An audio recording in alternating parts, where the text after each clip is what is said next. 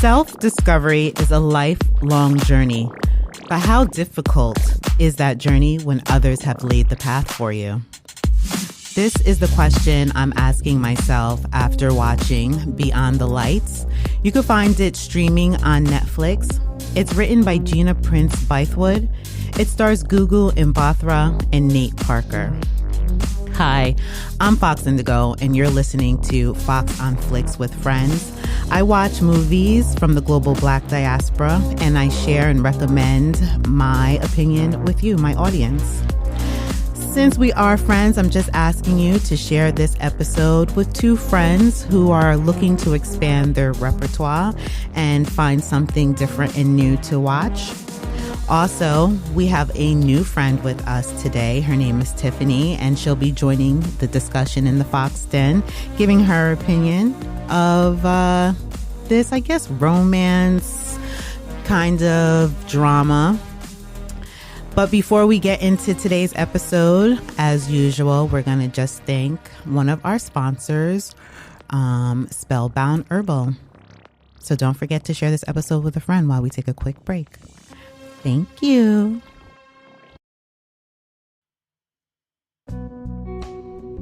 Have you kept up with your herbal health?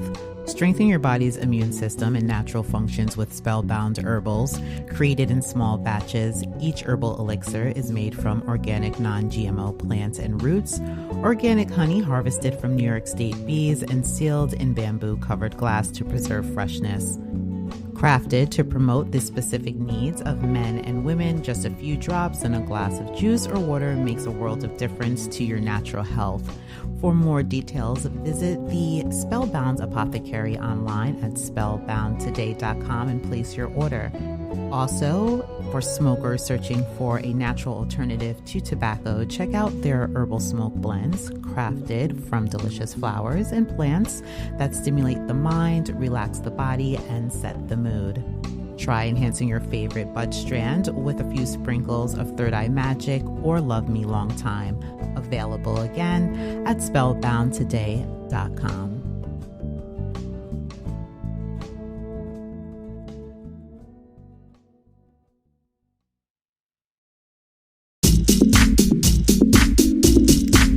Greetings, friends. I'm Fox Indigo, and you are now listening to Fox on Flix with Friends. I am your Black movie reviewer, and I watch movies from across the globe and television shows that deal with the Black diaspora. Thank you for being here, and I hope you have shared this podcast and this episode with a friend or two. Just a reminder that last week I did my weekly episode with Mackinson. We reviewed the second episode of Lovecraft Country, Whitey on the Moon, so please go ahead and check that out. There was a really insightful episode. And this week, I'm going to be reviewing a romance drama movie. We have a new friend with us. Her name is Tiffani, and the movie that we're going to be reviewing is Beyond the Lights. It's written by Gina Prince-Bythewood. It stars Gugu Mbatha-Raw, Nate Parker, supporting roles by Danny Glover and Minnie Driver. So before we begin, I like to always introduce a new friend. So, Tiffani, how about you say hello to the audience? Hi, guys. Tiffani, how about you share something about yourself with the audience?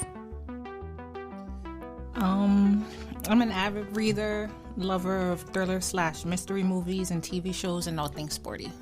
All things sporty and mystery. Yeah, because you've been making this difficult for me.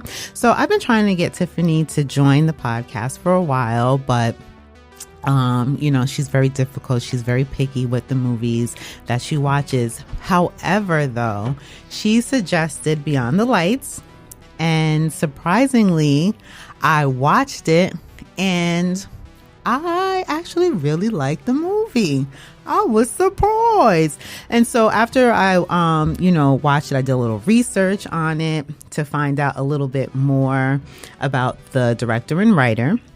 So the director, her name is Gina Prince-Bythewood, and she's actually the writer and director of Love and Basketball, which is a movie classic, The Secret Life of Bees, which I actually believe is a book.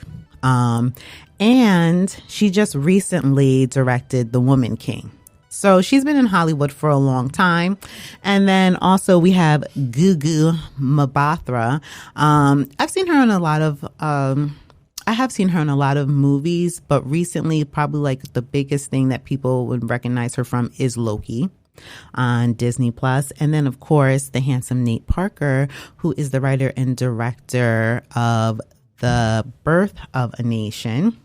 Not the original movie Birth of a Nation. If you're like a film student and a film critic, then you know that is like the racist first movie ever made. And he was also in The Great Debaters. And I said earlier, there's supporting roles by Danny Glover. Everybody knows who he is. He was in The Color Purple. And then there is Minnie Driver, and she's a well-known actress, and you may know her from Good Will Hunting. So again, Beyond the Lights, you can find that on Netflix. And this is a movie about an up-and-coming pop star who tries to commit suicide, and she is saved by this police officer, and their lives are changed. Think of it as a modern Romeo and Juliet mixed with The Bodyguard. What's so funny, Tiffany? Do you agree? I mean, you're the one who recommended this movie. Yeah, but not Romeo and Juliet and then The Bodyguard. You see, I think so, because you have two people from two different worlds.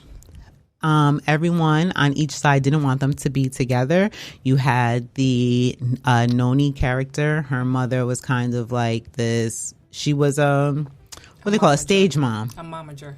Yes. Yeah, exactly. And she wanted to control her life. And then you had the Nicholas character. I'm trying to remember what his Kaz, they called him. Kaz, he was being groomed to be a politician. Yep. And his father was like, you know, you can't hang out with this chick because she's a pop star. So it is kind of Romeo and Juliet. And then you have The Bodyguard because, you know, she's a pop star, and he came and he saves her, and he, you know, takes her out of that whirlwind life. So yes, it's a mingle. I guess I can see that. Yes. Yeah, I know what I'm talking about.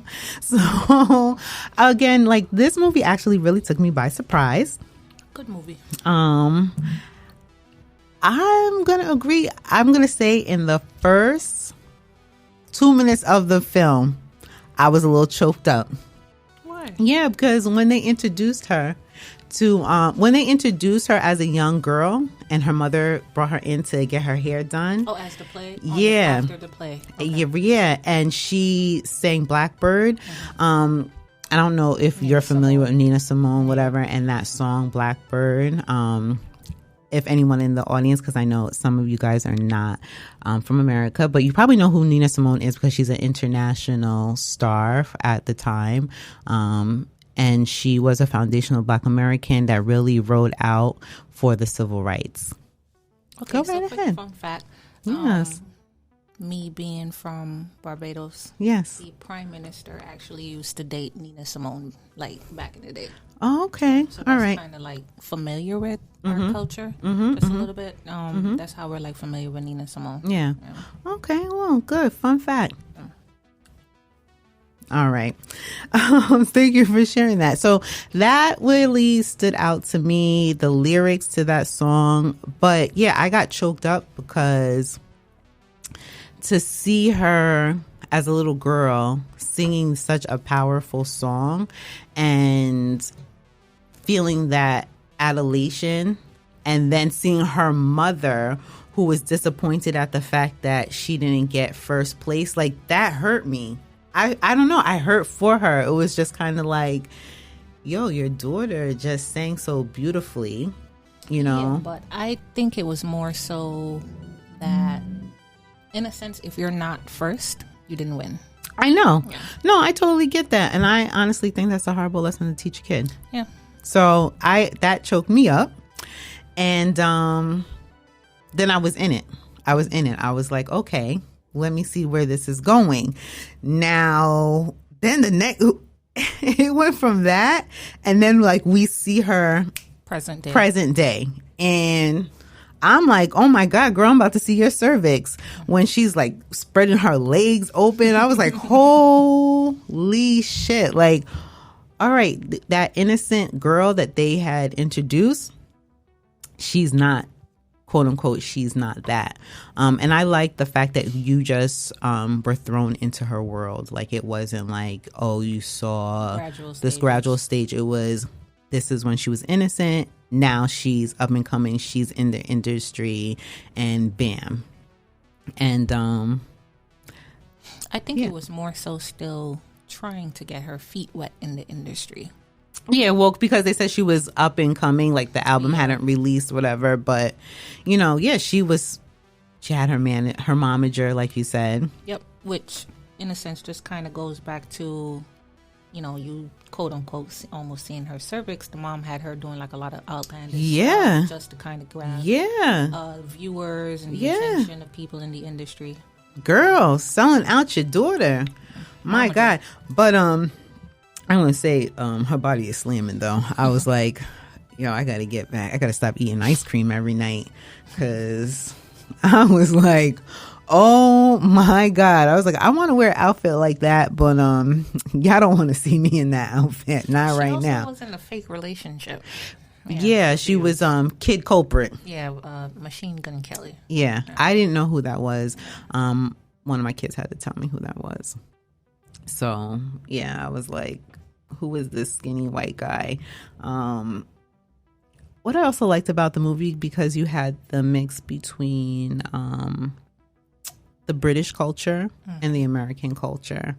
And, you know, I don't know nothing about Brixton, but I do know that's where she comes from. And I'm going to assume that's some type of hood in the United Kingdom. Guess the way how they portrayed it, that's quote unquote the slums of London. Yeah. I was like, oh, okay, you from Brixton, you made it. All right.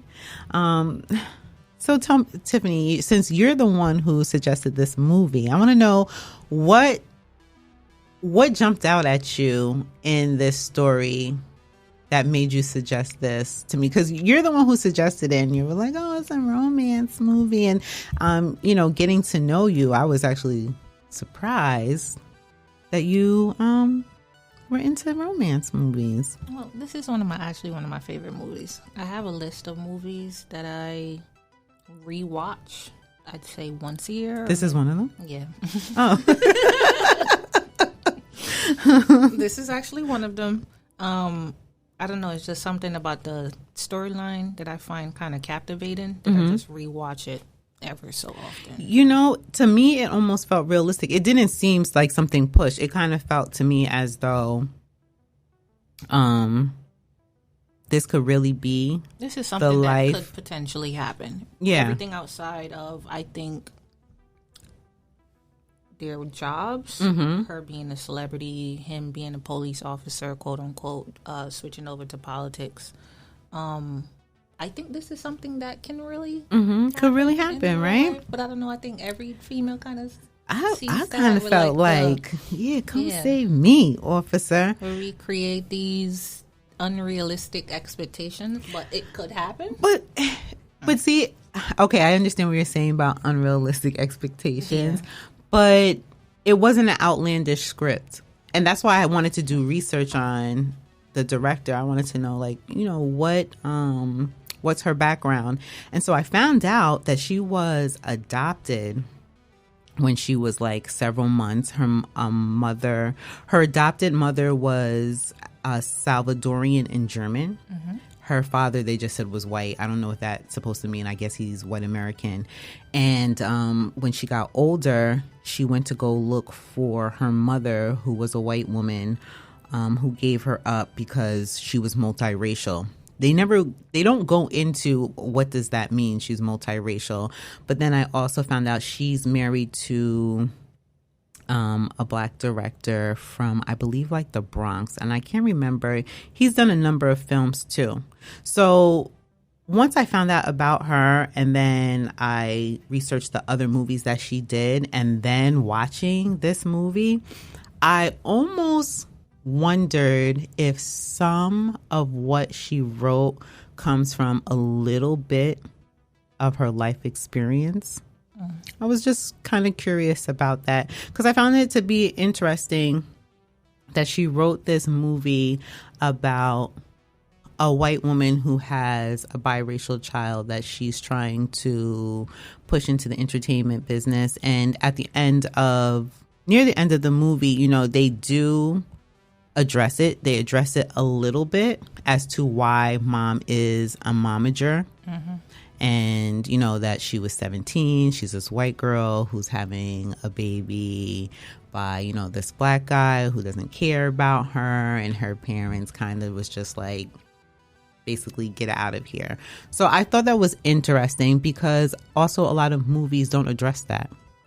You know, we don't see a lot of stories being told from kind of like that point of view. So I just thought that was an interesting take on the story. Anything you want to add? I don't know. I think I took away quite a few things. All that right. may have been one of them.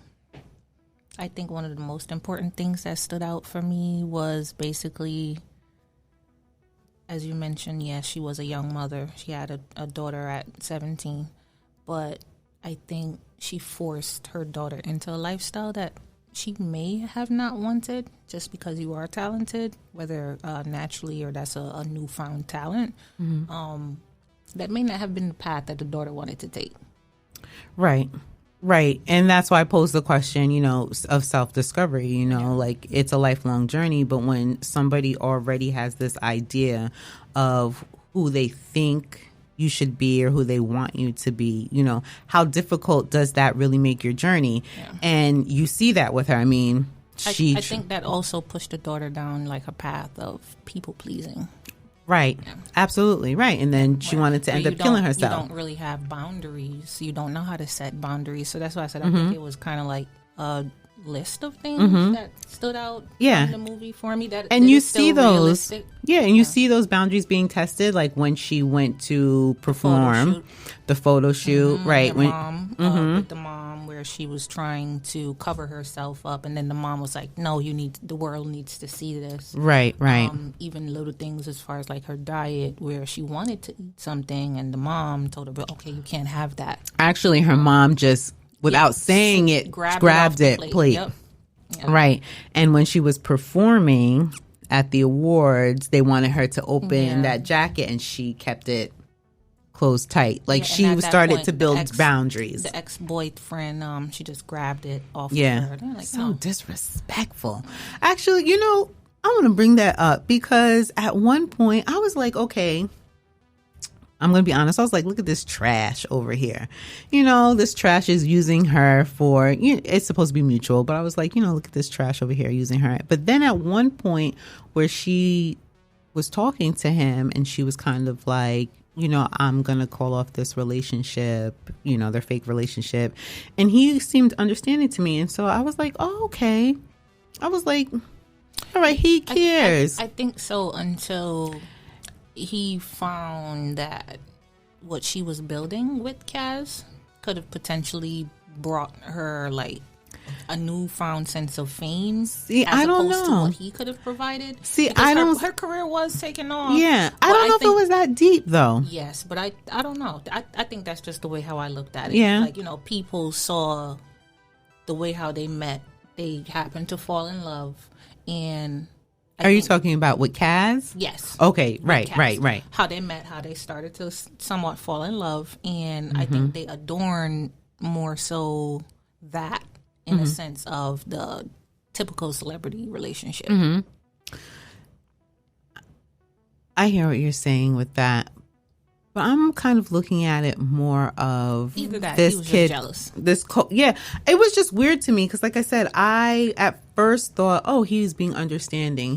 Because he says to her like something like, you know, you use them, don't let them use you. So I was like, okay, he's trying to still give her game, advice, give her advice. But then I was like, when I saw them on stage together, and when he realized that she wasn't going along, I guess, with whatever they might have rehearsed or what he thought was going to happen, I was just like, yo, you're completely disrespectful. You just went to a whole new level in public.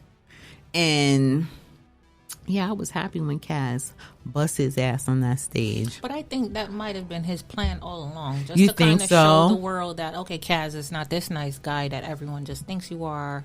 Just a sweetheart. Let me just push his buttons a little bit. I think he was just an asshole. No. Yeah, I don't know. I don't know if it was that deep, but yeah, I was... Oh, that shit did get me mad. I actually was mad. I was pulled into the story. I'm not even going to lie. I was like, oh, okay. It's very captivating. It was. I want to, continue with this discussion, but let's just take a quick break. I want to thank Anchor for sponsoring my podcast, and also, friend, thank you for listening and being here. And while I'm on this break again, don't forget to follow, share this podcast. And also, I just started my Instagram page, Fox on Flix. So please go ahead and follow, leave your comments and suggestions. We will be right back. Well, thank you, Anchor, for sponsoring. And we're back. Again, you're listening to Fox on Flix with Friends, and we're talking about Beyond the Lights. You can find that streaming on Netflix. I'm not sure if it's available or how many other countries it's available on, but it is available on Netflix. It's written by Gina Prince-Bythewood, and it stars Gugu Mbatha-Raw and Nate Parker. So right before the break, we were just kind of going over kind of like the plot, the things that stood out to us. Another thing that I really did enjoy about the movie was how their relationship was blossoming. It seemed like, they were getting to know each other honestly. It didn't seem like something forced. And I like that. Yeah, it seemed like really, really organic. It felt like they were truly listening to one another. And I don't know, I just felt the feels. I did. I actually did. Because I do love movies as well. And I liked it because it was about Black love. And I really liked it. It wasn't cliche. It wasn't, Baby Boy. I mean, nothing against Baby Boy. That's a classic. I like that movie. But it wasn't like this hood movie. It was just about, to me, I just felt like it could be any two people. They just, happen to be people of color. And I like that. And is there anything, that you also really enjoyed, Miss Ma'am? No, I'm just thinking, because there were, as mentioned, there's a lot of things that did stand out and that I did like about the movie. How organic it was. I think the one thing that stood out to me was as she was about to jump over the balcony and he was bringing her back up to safety, he just said something like, I see you. Yeah, he did. He was like, I see you. Right. And I think that's what provided not just the sense of safety, but emotional safety for her. And that's where everything kind of started from. Yeah. And I like that he was a good guy. You know what I also like? When they revealed that he had secure. Quotes. He was very nice. I like that. Yeah, and he had quotes all around his apartment. So they showed he had affirmations and quotes all around his apartment. I do that too. I got that in my house. So to me, it just helps solidify oh, yeah, he's a good guy. He, he's a nice guy. He's genuine. Yep.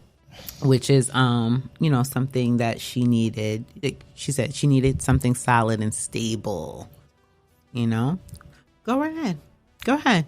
Let it out. Cold. Go ahead. You got a little cold? Let it out, Tiffany. Don't worry about it. No, I'm not. It's all good. It's all good. Now, there was really few things that I didn't like in the movie. You know what? Before I even get into that, also what I liked about the movie was the soundtrack. Because there was a lot of songs. There was a lot of music in that movie. Being that she's supposed to be a becoming pop star, I listen to a lot of music. So I liked the Jamira choir that I was hearing. Damn, there was another song in there that I was like, oh, I've never heard that song ever. I don't even know how I even discovered this song, but I heard it in the movie. I was like, oh, okay, excuse me. Like I did. I was like, oh, okay. And they had a lot of Black celebrities, real Black celebrities sprinkled throughout the movie. So I enjoyed that. So it also made the world seem real and tangible. Just another thing to go back on, like, what I had said as far as like her journey. I think with her being like people pleasing, not being able to set boundaries and stuff like that, and she watched Kaz being able to do that with his father, because the father in a sense was trying to choose his path for him. But he was so comfortable with himself. Yes. He knew how to create the boundaries. Yes. He knew how to give his father the finger when he needed and to. Still, they were able to maintain like a father-son relationship. Right. Yeah. And she was able to view that with him. Yeah. You always want to learn a little something from the people that you're around. So I think that was a good look for her as well. Yeah, I agree. Yeah, really liked the movie, really did. Like I said, there was a few things that I did not like, and they're really superficial. Like I hated her weave. I don't know why. The entire time, every time they would show her, and she had this bump. And I'm like, why is the weave? The purple weave? Yeah, the purple. Yeah, it was like this bump on the front. I'm like, why is it so high? It was just giving me like someone didn't braid this down right. It really, it was annoying the hell out of me. I think that was the only one though. The purple wig, and you can still see like her natural hair under the wig. Yeah. So they didn't even blend. And you know what? Right? I enjoyed that when the transformation. The transformation when she decided to take the weave out and she wore her hair natural. And then he woke up and he saw it. He saw it and he was still she in love. She was scared as hell for him to see it too. I don't know why. I think she just knew it was time for that wig to come out. Anyway, yeah, for real. Yeah, and then I liked. I guess spoiler alert. Whatever. I liked the full transformation, and I liked the way that it ended. I liked how they did end up together. She did decide to walk her own path and, follow the career that she wanted. And I liked how they took Nina Simone's Blackbird and she, quote unquote, made it her own, became her own thing. And I liked the fact that her mother had to listen to it from the outside. Like her mother wasn't in the quote unquote inner circle. Like she didn't cut her mom out, completely, but her mom got to hear that her daughter had, transformed. And that's what I took away from the movie, because I'm really big on transmutation and people understanding that you can take dark moments of your life or dark parts of yourself, and when you really understand those things, you can change them into something that is positive and progressive for your life. So I did like the fact that it wasn't one of these things like, oh, I'm gonna go my way, you're gonna go your way, but thank you for the time we spent. It was like, thank you for the time we spent. I've learned something from you. That their relationship, it still ended on a good note. Yeah, I did. And they both, I think they learned from each other, but they learned so much about themselves too, and they realized that they're better together. Think still, the mom could kind of see that she was changing, and I think that's why she didn't want her to be with Kaz. No, absolutely, because one of the biggest things for it is when people change, it's harder for people around you. Like when you change as a person, what makes it a difficult journey for you is because other people are so attached to their image of you, or what they think. Version of you, or what they think you should be like. Right. And yeah, like you said, the mom, she was fighting against that. But there was like a part in the movie where Noni, that's her name, right? Noni, yeah. Where she says to her mom, like, this was really about you and how you thought others saw you and you were using me for your own benefit.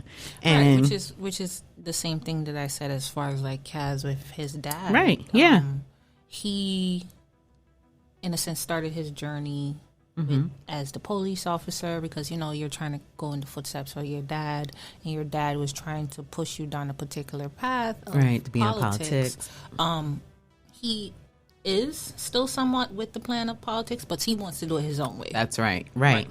Versus with Noni, she was just going along with everything that her mom / manager wanted her to do because she felt as if her mom would not lead her down the wrong path. Yeah. I think. Yeah, there was a part in the movie where the mom was like, we're almost there, we're almost there, we're almost there. And I kept thinking to myself, it's like, you can still get there. Right. But the path that you're trying to push me down, that's not always the only way. Right. I think she just took that path because that's what she knew. She knew. And she was like, right, she had blinders on. Yeah. But I also felt like, well, what's the peak? Like, how do you know when you're there? Because me, as an audience member watching the movie, I'm like, she has like a hit or 2, 3 hits, they said, under her belt. She's living in this mansion. She has paparazzi following her. She's on television. Like, you're not there yet. Like, what was the epitome for mom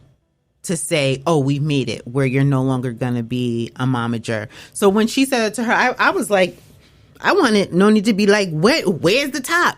You know, like, that's what my question was.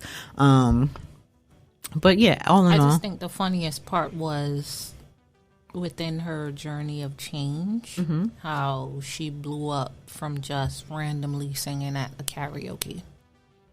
Yes. The video that they recorded. That someone recorded and put it on YouTube. Yeah. And right. It helped turn it around, like that image that had been. That helped inspire the change that she had already started within herself, and to transition over. After that, she felt a lot more comfortable, I guess, challenging like the record company, the executives, and her mother, her mom. Yeah. So. Yeah. Well, I want to say, you know, Tiffani, thank you so much for recommending this movie. And friends listening, I really hope that you go and search for this movie. It is on Netflix. And also, don't forget that you can leave comments and recommendations. And also, if you're following this on, I think on Anchor, you can leave a voicemail. And you can give your opinion about this episode. Let us know what you think. If you have watched the movie, you know, what were your favorite parts? What really stood out to you? Is this something that you can relate to at all in any aspect of your life? And I just encourage you to just be more active on social media. Again, you can find me on Instagram on Fox on Flix. So I'm going to recommend this movie. I'm going to assume you're going to you recommend this movie because you recommended it to me. Yes, I do. It's a good movie. I don't want to, you know, keep you that much longer. So, you know, let's transition here.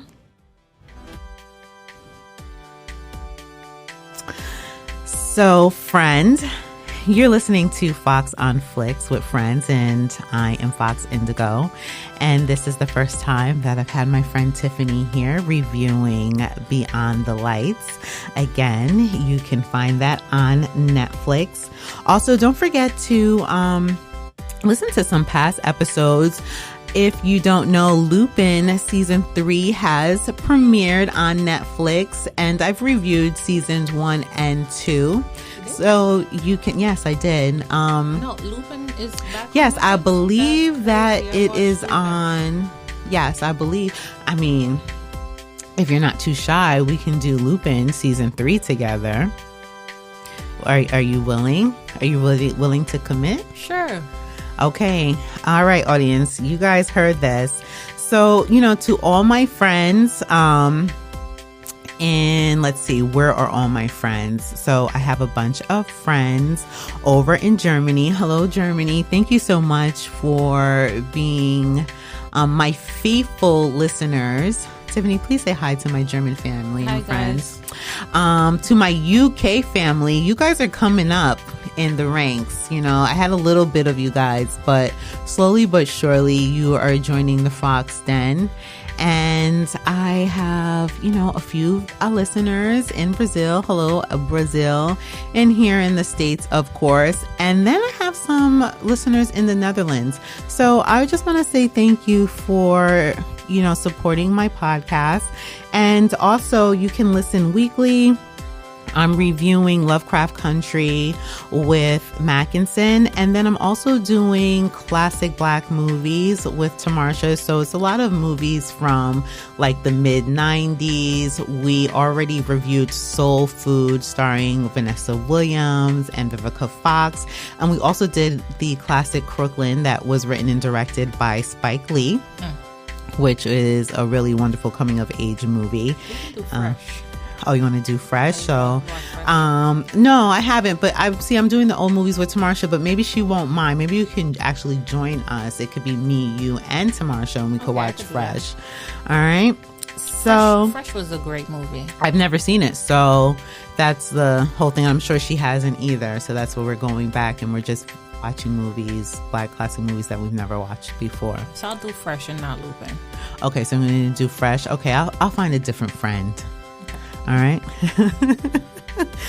All right, family and friends, thank you so much for joining us. Until next time, love, kisses, and hugs. That's a wrap.